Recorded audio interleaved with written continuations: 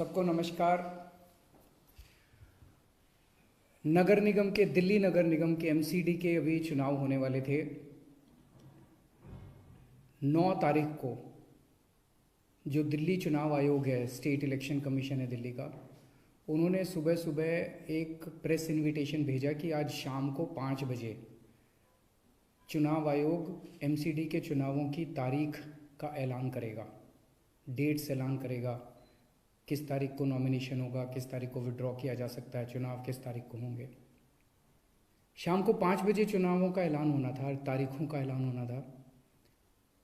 4 बजे, उसके 1 घंटा पहले, केंद्र सरकार ने चुनाव आयोग को चिट्ठी लिखी कि हम दिल्ली के तीनों नगर निगमों को एक साथ एक नगर निगम बनाने जा रहे हैं, इसलिए आप ये चुनाव टाल दीजिए।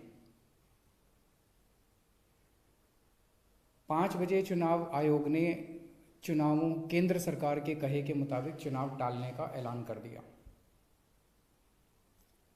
शायद भारत के इतिहास में पिछले 75 साल में आज़ादी के बाद से पहली बार ऐसा हुआ होगा कि केंद्र सरकार ने सीधे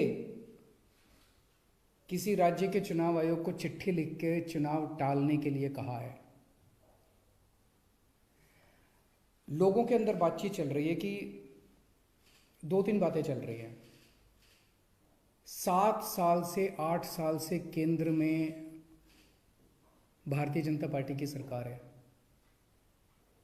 8 साल अगर इनको तीनों एमसीडीज को एक साथ करना था, इकट्ठा करना था, 8 साल में इन्होंने क्यों नहीं किया? चुनाव की तारीखें ऐलान करने के 1 घंटा पहले इनको अचानक याद आई कि अब हमें तीनों एमसीडी को इकट्ठा करना है, इसलिए चुनाव टाल दिए जाएं। तो लोग कह रहे हैं कि एमसीडी को इकट्ठा करना, एक करना तो बहाना है, मकसद चुनाव टालने का था। क्योंकि बीजेपी को लग रहा था कि दिल्ली में अब अगर चुनाव होंगे तो आम आदमी पार्टी की ज़बरदस्त लहर है, बीजेपी उस लहर में बह जाएगी और बीजेपी हार जाएगी, इसलिए चुनाव टालने के मंशा से ये किया गया। दूसरा, ये भी लोग कह रहे हैं कि चुनावों का तीनों नगर निगम एक साथ करने से क्या लेना देना है। आज 3 नगर निगम हैं दिल्ली में, 272 वार्ड हैं, कुछ इसमें कुछ इसमें कुछ इसमें। तो तीनों नगर निगम के काउंसलर अपने अलग अलग नगर निगम में बैठते हैं। चुनाव हो जाने दीजिए, अगर तीनों को इकट्ठा भी कर दोगे आप तो वो एक जगह बैठने लग जाएंगे। दोबारा चुनाव कराने की क्या जरूरत है? अभी चुनाव रोकने की क्या जरूरत है? चुनाव टालने की क्या जरूरत है? चुनाव करवाओ, नए काउंसलर आएंगे और नए काउंसलर जो भी आएंगे वो जब तक तीनों नगर निगम है तीनों में बैठ जाएंगे, एक नगर निगम होगा वो एक साथ आके बैठ जाएंगे। तो चुनाव टालने की तो जरूरत ही नहीं थी। लेकिन मकसद तीनों नगर निगम एक साथ करने का नहीं था। अगर करना होता तो 7 साल में कर लेते ये लोग। मकसद था चुनाव टालने का। ये देश के लिए अच्छा नहीं है। दोनों चीज़ें अच्छी नहीं हैं। जो केंद्र सरकार ने चिट्ठी लिख के चुनाव टालने को कहा वो भी ठीक नहीं है, और चुनाव आयोग केंद्र सरकार के सामने झुक गया और चुनाव टाल दिए, ये भी अच्छा नहीं है जनतंत्र के लिए। मेरी हाथ जोड़ के प्रधानमंत्री जी से अपील है, प्रधानमंत्री जी, सरकारें आती जाती रहेंगी, कल आप भी नहीं होंगे, कल मैं भी नहीं होऊंगा। हम इम्पोर्टेंट नहीं हैं, लोग इम्पोर्टेंट नहीं हैं, पार्टियां इम्पोर्टेंट नहीं हैं, देश इम्पोर्टेंट है।